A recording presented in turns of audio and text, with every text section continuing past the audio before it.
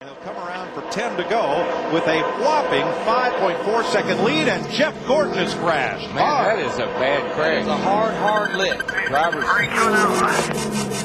He said the brakes went out.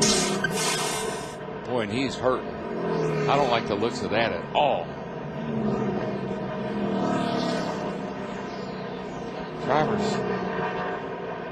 Driver's side. Thank goodness for those safety barriers.